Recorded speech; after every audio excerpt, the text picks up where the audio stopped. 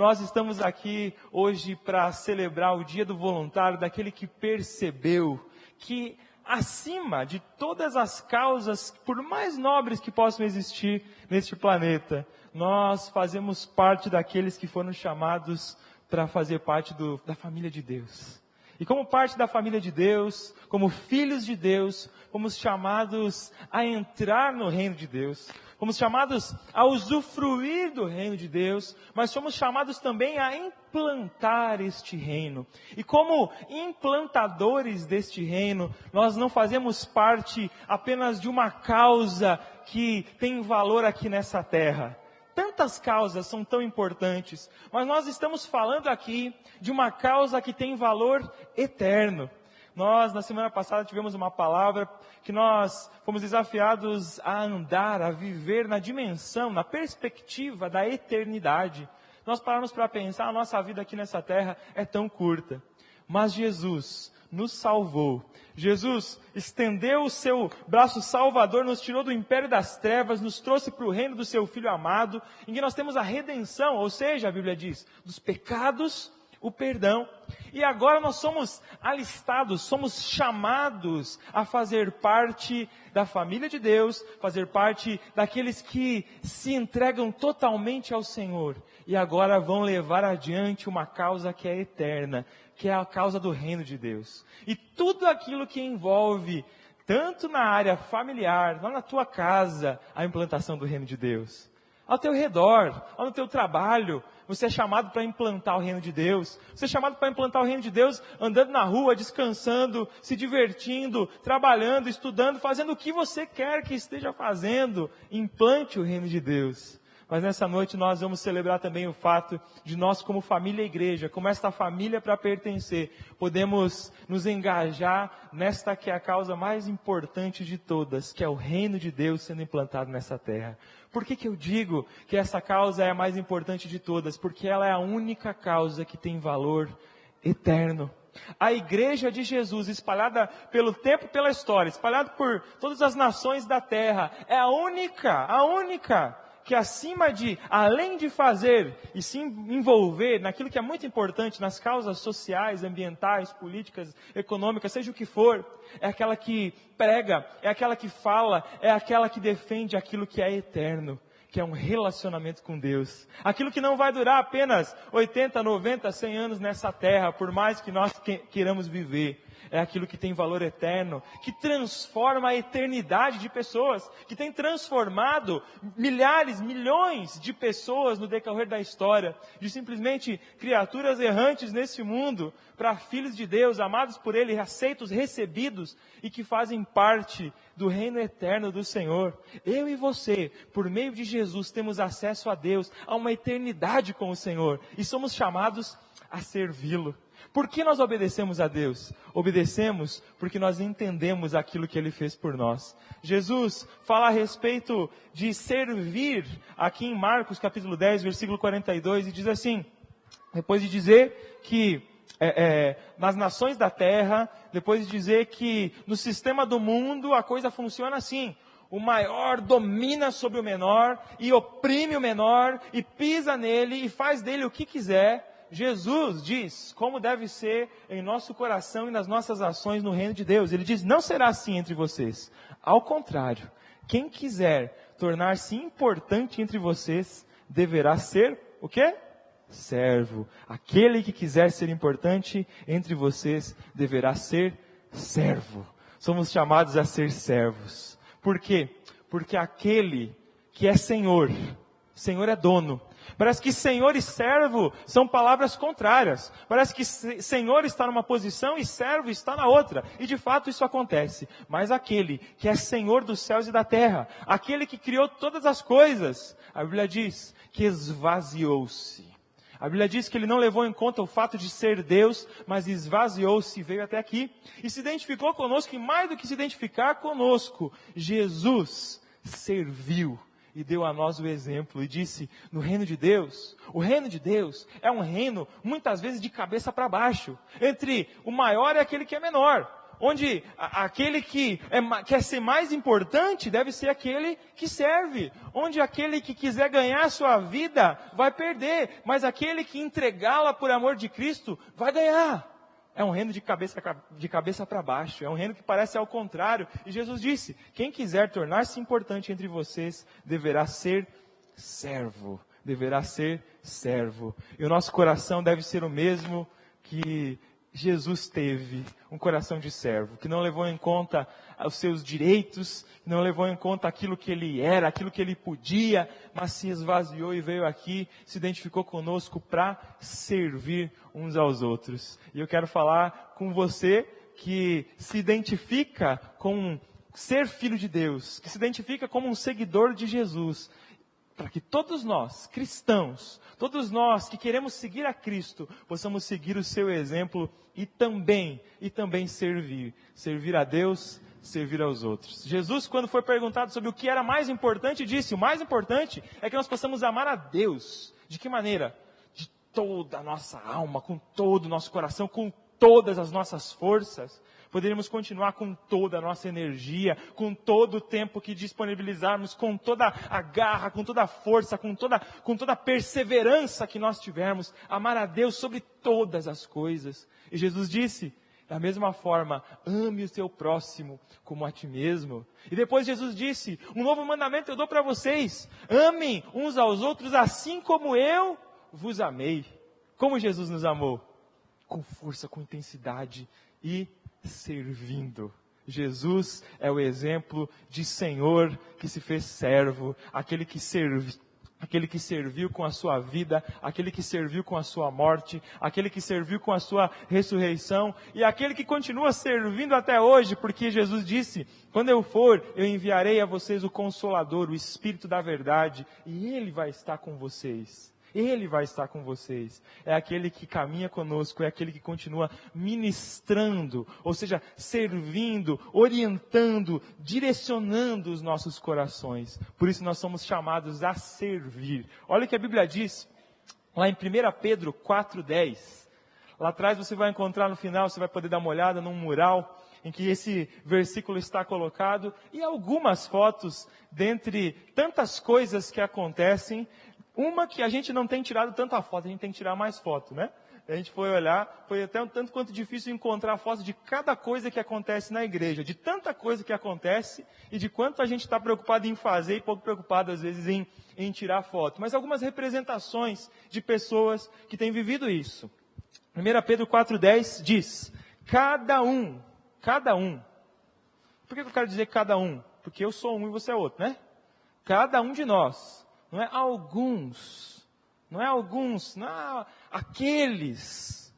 Pedro está falando aqui para os cristãos espalhados naqueles dias, e isso serve para nós totalmente, inteiramente. Cada um exerça o dom que recebeu para servir os outros, administrando fielmente a graça de Deus em suas múltiplas formas. Cada um faça isso. Cada um faça aquilo que estiver ao seu alcance para servir os outros. Porque isso nada mais é do que a graça de Deus sendo manifestada nas suas múltiplas formas. Então, quando eu sirvo alguém, seja com uma palavra, seja com uma ação, seja em algo espontâneo, seja em algo oficial, do ponto de vista ministerial, eclesiástico e mundo de igreja, seja como for, quando eu faço isso, eu estou ministrando, eu estou doando, eu estou transmitindo a graça de Deus às pessoas que estão ao meu redor.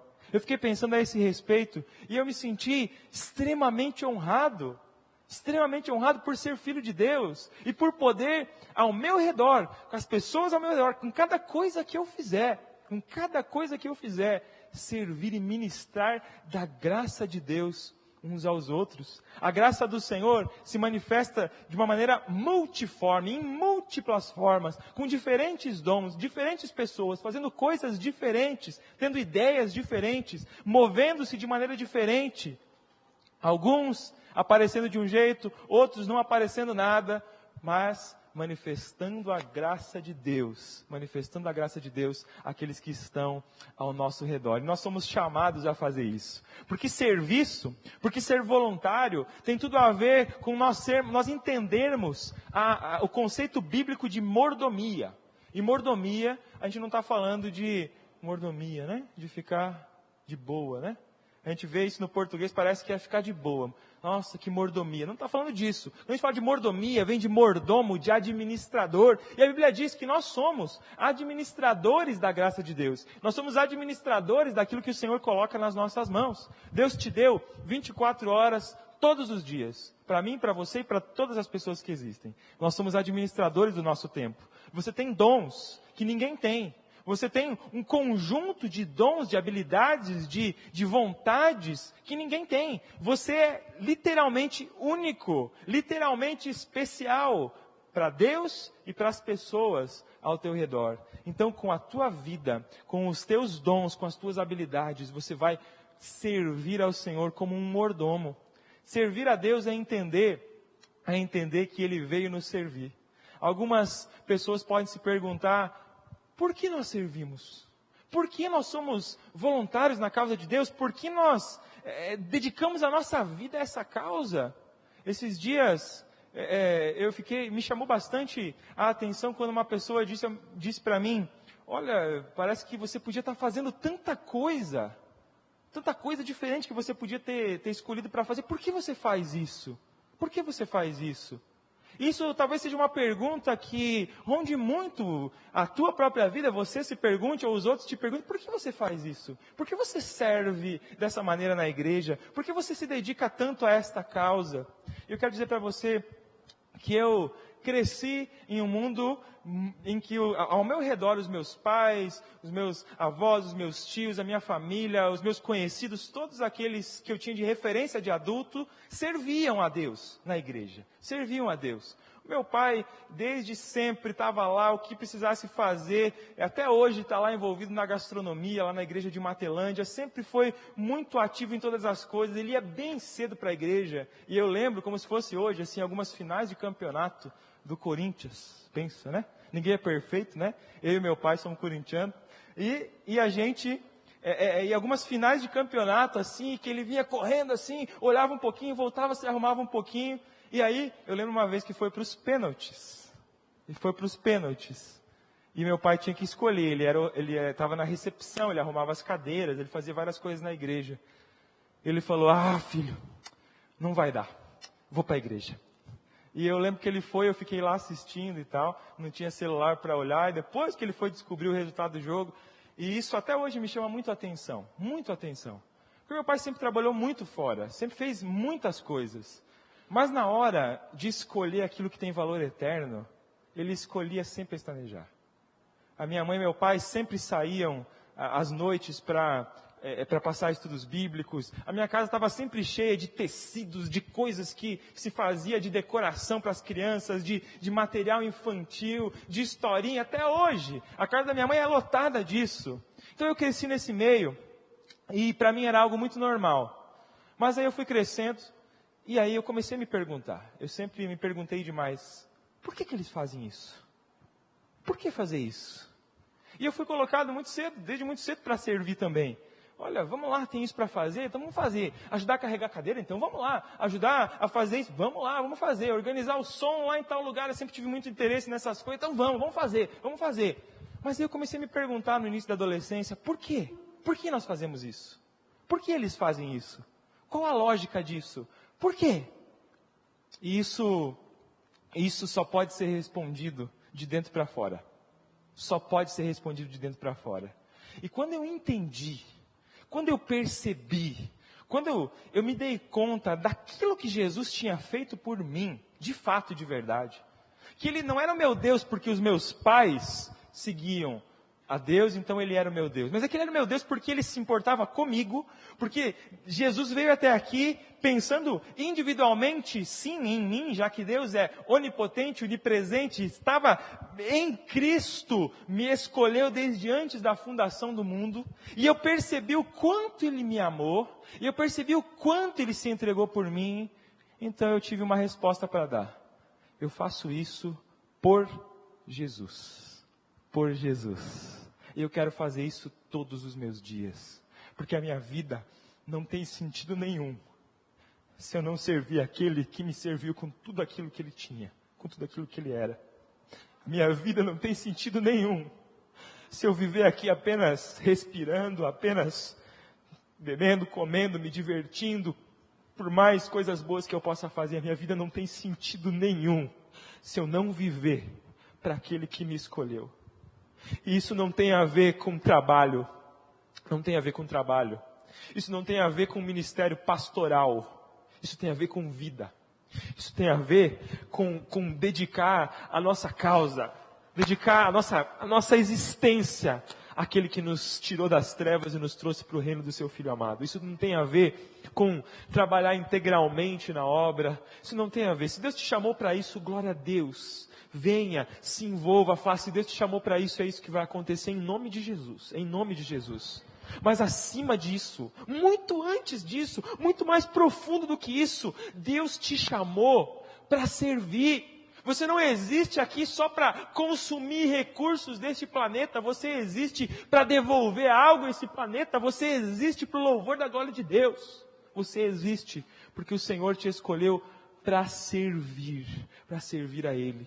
E nessa noite do voluntário, eu quero, em nome de Jesus, declarar o quanto eu sou grato e o quanto é importante o envolvimento de cada um de nós com essa obra tão transformadora, tão importante, que tem valor eterno. Nós escolhemos alguns dentre uma verdadeira multidão de pessoas neste lugar. Eu não estou nem falando do mundo inteiro, não estou nem falando da cidade inteira, estou falando deste lugar. Nós escolhemos apenas alguns para representarem essa multidão aqui, de pessoas que entenderam que nós precisamos dedicar a nossa vida terrena para aquele que nos deu a eternidade, para aquele que nos deu a vida eterna.